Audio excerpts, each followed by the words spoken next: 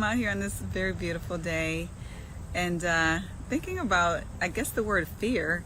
A lot of times we hear that courage is the opposite of fear, and I do believe that. And I absolutely love whoever thought of the whole acronym fear, false evidence appearing real. And I was thinking about my specific fears that I have, and I was really thinking sometimes our fears isn't necessarily completely false evidence appearing real. I mean, sometimes there's real risk that's involved. Like some people have spider phobias, you know, whatever type of phobia that a person may have, there is sometimes a potential risk that is tied to that fear. But the problem is when the risk is paralyzing in a sense that it prevents us from doing what we really want to do. I believe that we all obviously are entitled to take the risks that we want to take with our lives, and every aspect of life entails some level of risk. And so we want to ask ourselves the questions: what experience that we're going to have, what choice is worth the risk, what is the potential investment?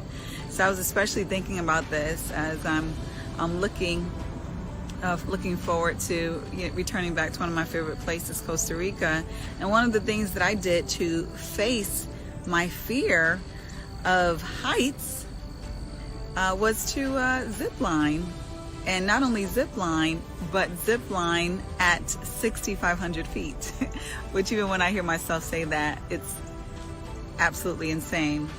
And full disclosure, I wasn't quite sure on the amount of courage it would take over and over again to do this zip lining.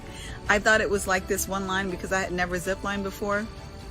I thought it was like this one line, and that once I get the courage to get on this one line, it just takes me all the way to the end. But no, there were 12 posts, and for those who aren't as familiar with zip lining, they're basically like these different stops where you have to get off and get back on. And so I did that on these 12 different posts, which were pretty much tree trunks, but these were like massive tree trunks because we were up all the way in the mountains, like I said, 6,500 feet. So you can imagine how far high we were.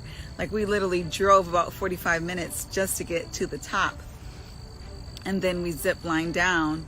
And if I be honest with you, I cried like a baby before I got on the top. I felt guilty as a mom, like thinking, are you really about to do this? This was about 5 years ago, or more than that rather. But I did eventually do it. And I think a lot of it had to do with peer pressure.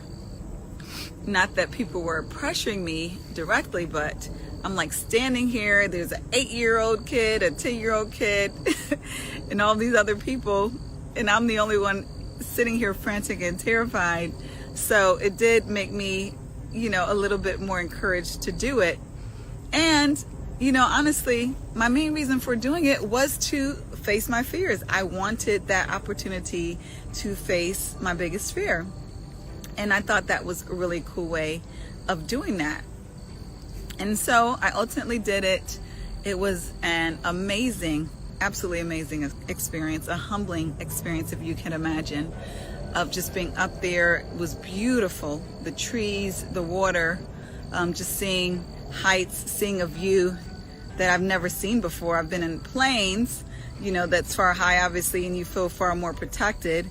And I've been on ground looking up, but it's a very interesting angle to zip line that high up, whereas you're much higher, obviously, while at the same time being aware that there's a bottom that is right there as well, or not right there, but a lot further than right there.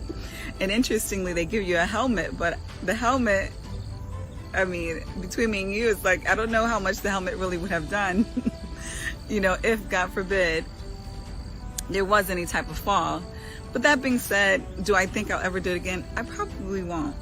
But I started thinking about it. Now I'm planning another Costa Rica adventure trip, and they have these beautiful, I cannot believe they're the exact word, but they're bridges, but they're bridges that you walk on, but they're not like the bridges that you're probably thinking of that are made of this very sturdy wood or metal.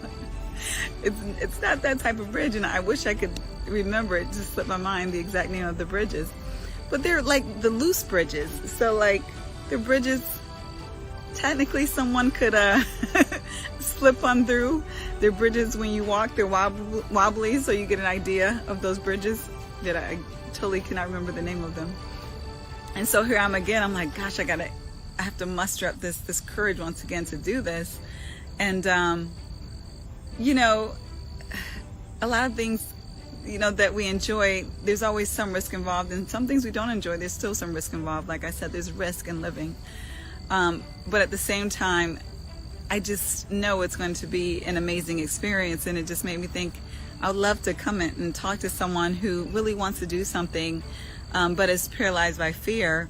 And sometimes we're paralyzed by fear and don't even know it. We just think that it's not in our instinct to do it. We really don't feel like doing it right now, or isn't up to it. And sometimes it's really just fear. And a lot of times it's fear regarding things that require far less risk, but yet you get far more reward.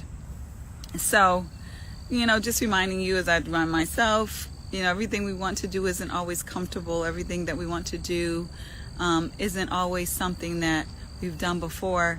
And sometimes in order to get a reward that we want, whatever that reward is, we do have to take some level of risk. So I just hope that you're taking the level of risk that is appropriate for you, that you feel like, you know, perhaps Holy Spirit is telling you is okay for you to take, and that you will be safe in taking, and very importantly, that the reward will be worth the risk. So hope you're having a wonderful day. Take care.